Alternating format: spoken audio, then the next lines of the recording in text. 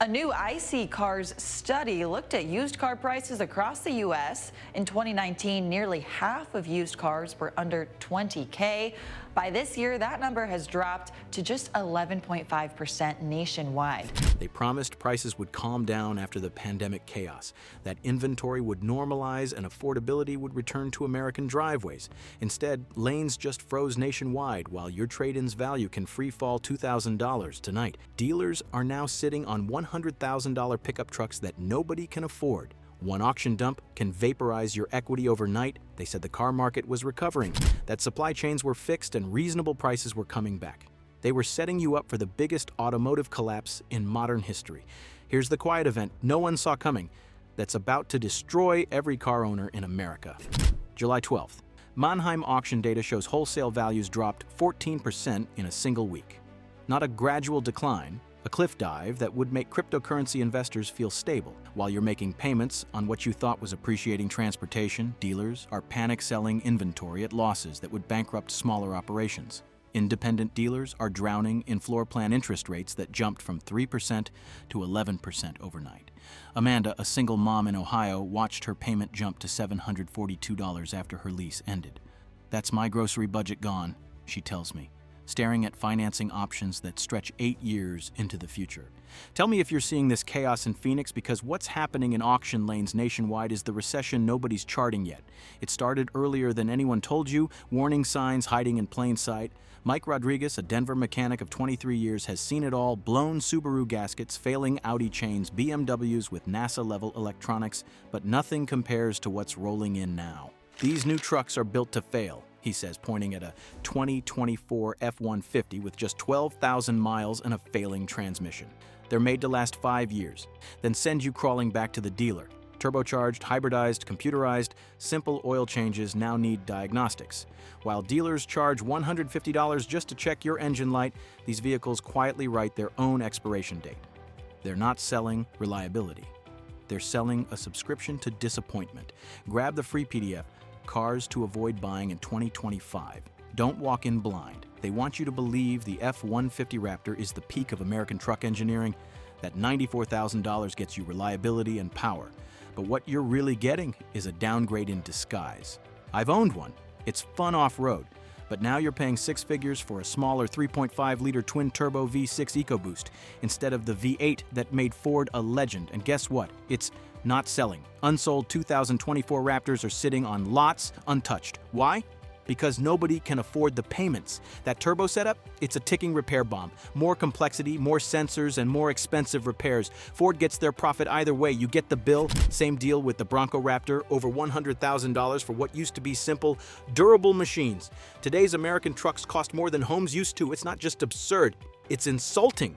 They sold you a dream of eternal Toyota reliability. What you got was the most expensive letdown in truck history. I love the look of the 2024 Tacoma TRD Pro, but don't trust my taste. I had a Nickelback phase too. This truck costs nearly $70,000. The old one? A reliable V6 for $53,000. Now, you're paying more for a 4-cylinder hybrid nobody asked for. It's a clear bait and switch, a fancy nameplate hiding a watered-down engine and a bloated price tag. Even worse, these are built in Baja, California, where workers earn $2.70 an hour. You're paying premium prices for bargain bin labor. Someone bought this 2024 Tacoma, realized the scam, and dumped it with barely any miles. That says everything. Toyota's riding on a 40-year-old reputation while gutting the very quality that built it. They created fake scarcity, then used it to rob you blind. When the new Broncos dropped, dealers lost their minds. Markups of $10,000 plus became the norm. Take this 2-door Badlands Sasquatch. It's used, yet somehow still overpriced, even as brand new ones sit unsold 50 feet away. How do you justify a used car costing more than new ones gathering dust on the lot? You don't.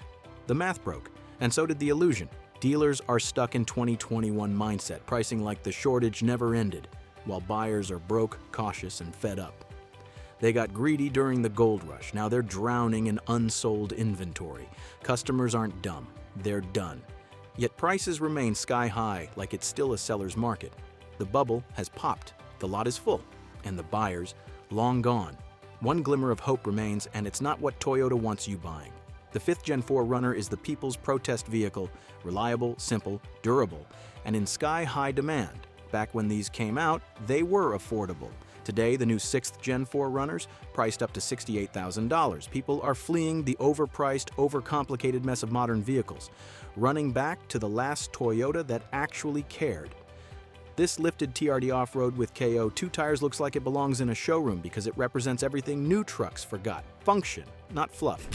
Toyota ditched its roots in favor of profits, and now customers are speaking with their wallets. Used 4 Runners are selling like gold bars because they still work, still last, still matter. While Toyota counts the profits, buyers are escaping the trap with one of the last trucks that earned its name. They even managed to screw up their best product with marketing lies bold enough to make politicians blush. The Jeep Wrangler 392 is a beast, a 6.4-liter Hemi 5.8 that delivers the kind of raw power most trucks forgot. But then Jeep pulled a bait-and-switch worthy of a soap opera. They released a final edition in 2024, then brought out another final edition in 2025.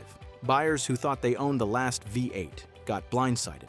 Suddenly, their exclusive purchase was just another production run, like a movie sequel nobody asked for. Yes, it's great the 392 is back, but it cheapens everything they claimed last year. Values drop, trust evaporates. Jeep's credibility didn't die with the V8, it died when they started recycling final editions to pad profits. When a brand lies about exclusivity, how can you trust anything else, especially claims about reliability or long-term value? It's not that the Ford Maverick is wildly popular, it's just the only new truck people can afford. This little truck is selling because it's simple, practical, and priced around $30,000 in a world where new trucks average over $64,000. That makes a big difference. The used market is booming, values up 10 to 15% since early 2025, because people can't stomach the payments on anything new. With 7% plus interest on new car loans and 11% plus on used, buyers are desperate for something reasonable. Enter the Maverick, a truck that remembers what normal people actually need. While automakers chase bigger profits with bloated price tags, Ford stumbled into success by offering the opposite: a working-class truck for a working-class price. The Maverick proves people will still buy if you actually build something worth buying. They turned America's best-selling truck into a luxury toy no one can afford. $65,000 to $70,000 for a regular F-150E. Since when does the average guy need 6 figures to own a pickup? I used to believe you get what you pay for. But when a mid-trim XLT costs $58,210 and sits unsold at the dealership, something's wrong. Look around. Lots are packed with 2024 units nobody wants.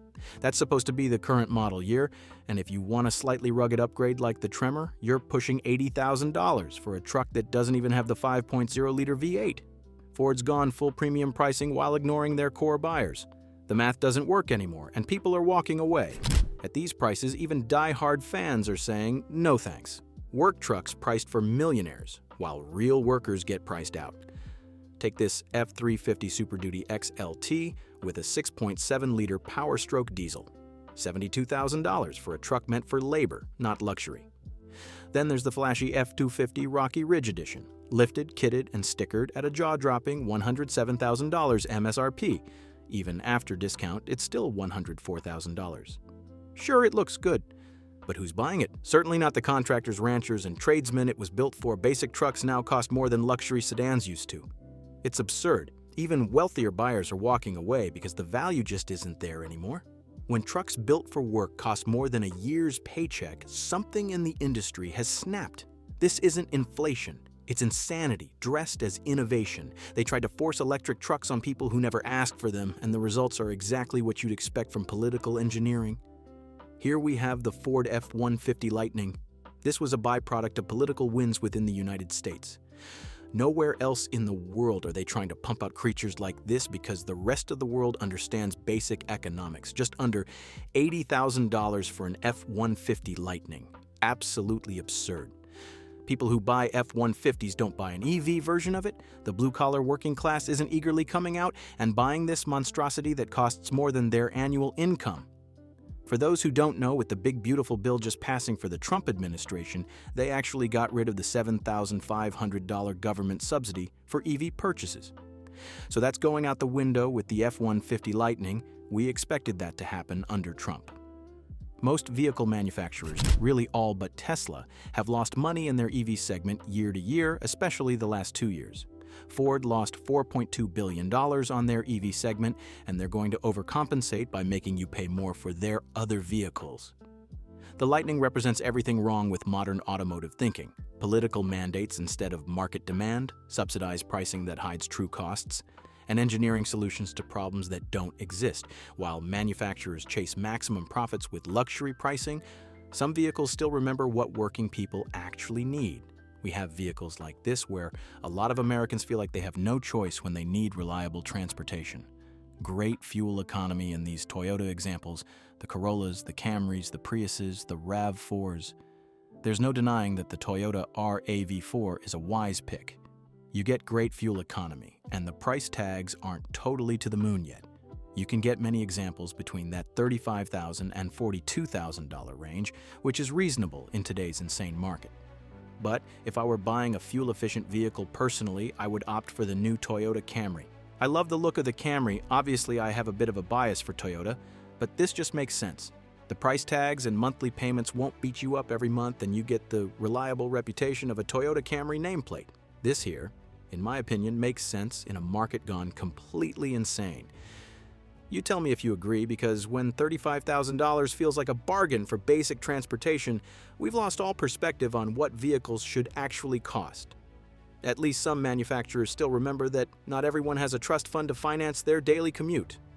They took Toyota's most reliable truck platform and turned it into an overpriced disappointment that would make their engineers from the 1990s weep. If you're the type to wear socks with Crocs, you might appreciate the 1794 edition version of this Toyota Tundra. Although I say that tongue-in-cheek, I do actually like this one a little bit, because the interior is pretty exceptional with that brown saddlebag leather that looks incredible. But that price tag is not exceptional when you realize what Toyota has done to their own reputation. When you look at price tags like this becoming commonplace, it really begins to feel as though new vehicle purchases are really for the upper class only. The middle class is being priced out of the segment entirely. You can't buy a new vehicle anymore unless you're getting a bare-bones, stripped-down example. You're not going to go out and get a nicely trimmed, nicely spec'd vehicle anymore without totally breaking the bank. And that's a shame for working families. The Toyota Tundra, Toyota Tacoma, new Toyota Land Cruiser, Sequoia, these are all prime examples of quality going down and price tags going up. You get less of a motor, more complexities, and they're overdone and overpriced while Toyota executives count profits from destroying their own legacy. They forced manufacturers to chase government mandates instead of customer demand, and the financial carnage is exactly what you'd expect. I know I've mentioned this on the channel, but it's a point worth reiterating because the numbers are getting worse every quarter. The EV segment amongst vehicle manufacturers whose focus is not EVs, Ford, General Motors, Nissan, has led to financial disaster that you're paying for. Most vehicle manufacturers, really all but Tesla, have lost money in their EV segment year to year, especially the last 2 years. Ford lost $4.2 billion on their EV segment alone. They're going to overcompensate and make you pay for their political engineering mistakes. This ultimately leads to two things that destroy your wallet. One, it leads to an increase in insurance premiums for everybody across the board because these cost a lot to make. Replacing batteries and fixing EV-specific problems costs a ton of money, leading to higher premiums for everyone. Not to mention, it leads to an increase in MSRPs across their entire lineup. When manufacturers lose billions on EVs that nobody wants, they compensate by overcharging you for the gas vehicles you actually need. You're subsidizing their political compliance with your hard-earned money, whether you buy an EV or not. The EV losses get passed on to every customer through higher prices on everything else. They moved production to the cheapest possible labor while charging you premium prices, and the quality reflects exactly what you'd expect from $2.70 per hour manufacturing. The new Tacoma is totally outsourced. That production went to Mexico, and you can't expect the highest quality to come out of Mexico when they're paying workers less than a fast food employee makes per hour. We're talking huge panel gaps, rattly interiors, problematic transmissions. We're seeing issues with the Tacoma even still, which is why I showed you that 2024 Tacoma TRD Pro. the top dog TRD Pro that people should theoretically be wildly excited about. Even they are coming with discounts, brand new, and even they are being traded in just a couple thousand miles later. That's pretty sad when Toyota's flagship truck can't hold customer loyalty for more than a few months. Sites like this are not unique to my local dealerships. I live in Wyoming, where trucks are very popular. The vast majority of vehicles on the road are large SUVs and full-size trucks. But even here in Wyoming, they can't sell these things. I find it quite sad that Toyota has to slash prices $8,000 to $12,000 off in order to move this metal, or plastic I should say, over $62,000 for an SR5 Toyota Tundra that should be costing around $40,000 tops. They fell victim to greed during the pandemic and never came back to reality, even when their loyal customers needed them most. I'll mention it here while I'm at a Toyota dealership on purpose. So many dealerships, Toyota in particular, fell victim to doing markups during the pandemic. Supply was lower thanks to chip shortages, and because of that, the little inventory they did get, they hiked up those price tags tremendously. Instead of still doing what's right by their loyal customers coming into their dealership, sometimes loyal customers who had been returning to that dealership for years and decades, even they were kicked to the curb. Even they were getting hit with markups. It's like, Susie, Johnny, I know you've been buying vehicles from me for the last 15 to 20 years, but I'm still going to need to steal $10,000 more over sticker price from you because we need it for our employees. Yeah, right. By sheer luck, I happen to have the most expensive Toyota Tacoma on this lot right next to the least expensive. We have an SR5 and a Limited. The Limited is right under $60,000, absolutely absurd and pretty pathetic for what used to be an affordable work truck. The SR5 should be in the 30s, maybe $37,000 to $38,000 tops, but our new reality is over $46,000 for a base model truck built in Mexico. They've created a system where financial freedom requires rejecting their entire business model, and smart people are figuring this out. There's no denying it. Americans love debt. We love having these very fancy, shiny cars and big houses to impress our neighbors and friends. But even a lot of people nowadays are realizing that when they cut these things out of their lives and buy affordable, manageable vehicles, financial freedom is perhaps the best form of freedom we can offer ourselves. I want to show you guys a couple examples of the all-new Ford Expedition. We happen to have a 2020 Ford Expedition ourselves that we bought used with 60,000 miles for $39,000. Even that's on the higher end, but it's literally half of this 2025 example at just under $76,000. If you were to go get a Platinum or even that new Tremor, you're easily looking at over $90,000, which is just sickening for family transportation. No matter where I look at this dealership lot, the math doesn't work for normal families. Most Americans cannot justify a second or third vehicle in the household anymore when the first one costs more than their house payment. The cost of groceries, insurance doubling in the last 2.5 years, mortgage costs, rent. Everything continues to go up while wages remain the same. People are exhausted, worn out, and tired of everything costing so much. They created a debt crisis that's about to explode in ways that'll make 2008 look like a minor inconvenience. Let's face it, the hyperinflation we've experienced as a country throughout the last 5 years has left a lot of Americans feeling totally beat up and completely broke. They can't justify going out and buying new vehicles every 3 to 5 years like the manufacturers need them to. Instead, they're keeping their own vehicles on the road much longer. They've realized that performing necessary maintenance and service to their current vehicle and letting it drive on for 100,000, 150,000, 200,000 plus miles is a much wiser financial decision. We are now currently seeing the highest levels of auto loan delinquency rates within the United States. Highest levels of 30-day, 60-day, and 90-day auto loan delinquencies. We're continuously seeing an uptick in repossessions taking place. So although used values are going up tremendously right now, be very cautious with the vehicle you're buying.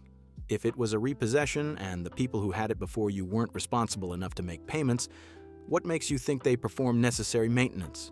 The manufacturers built this crisis by pricing working people out of reliable transportation, and now the whole system is collapsing under the weight of its own greed. They've managed to ruin even their most basic offerings with pricing that would make luxury car buyers blush. Here we have a few of America's Ford Explorers. I want to show you the most affordable option nowadays. The most affordable one on this lot is still going to cost you just under $44,000 for what used to be basic family transportation. Speaking of trucks that should be priced in the low $30,000 range tops, we now have Ford Rangers running you $50,000. 50 grand for a Ford Ranger. This one happens to be a Lariat trimmed example. Absolutely insane. They source the engine out of Mexico for these things, and it's sickening that a Ranger costs what a nicely spec'd F-150 used to cost not that long ago. The math is completely disconnected from reality. Do you remember the days when you would go out and buy a Hyundai or Kia to save a ton of money compared to Japanese competition? But not anymore. As I walk through all these Santa Fe examples, all of them are high 40s and low $50,000 range. That to me is still unacceptable for a Hyundai. Buying a Hyundai was always intended to be that cheap commuter vehicle where you could drive it to work every day and have it be affordable. Now even the budget brands are pricing like luxury manufacturers. They're offering discounts that prove nobody wants these overpriced disappointments at any price. Every Chevy and GMC dealership looks like this. Just huge lineups of unsold pickups. Whether it's GMC Canyons, Sierras, Escalades, or Escalade IQs that cost $160,000, these trucks just sit there like expensive lawn ornaments. This GMC Sierra 1500 is offering $10,000 off or 0% financing for 36 months. Every time I come to this dealership, they seemingly increase that discount. I've watched it go from $7,500 off to $8,500, then $9,000, now we're at $10,000. That's going to continue to be the case as we teeter deeper into 2025. I assure you, one telltale sign that vehicle manufacturers and dealerships alike are getting desperate is when they start offering really nice leasing incentives. They just need to move this metal. It does them no good to let trucks sit here forever. When you let these trucks sit for months on end, sometimes over a year like these unsold 2024 units, that's when lot rot comes into play. Even the Denali Ultimate is coming with a discount of just under $7,000, only bringing it down to $82,000. Most Americans cannot justify spending that kind of coin on a GM product that'll need major repairs before the warranty expires. Here's the question that should terrify every car buyer in America. If manufacturers keep building throwaway vehicles at luxury prices, how long before the entire system collapses? I honestly believe that something has got to give, and something has got to give very soon. Dealers are pivoting to focus on used vehicle inventory, but if people stop trading in their vehicles because they can't afford replacements, that diminishes their ability to maximize profits. Something's got to give, and that's going to come in the form of substantial discounts, 25% to 40% off to move this metal. A vehicle sitting on a lot for 2 or 3 years does them no good. If you know someone looking for a car in 2025, send them this video so they don't get taken for a ride by throwaway vehicles disguised as premium transportation. Let's not let these companies get rich on our hard-earned cash while delivering products built to fail. Hit subscribe right now because this market isn't done unraveling. The next wave of failures is already forming, and I'll be here to warn you before it hits your driveway. Stay sharp. The automotive apocalypse is just getting started.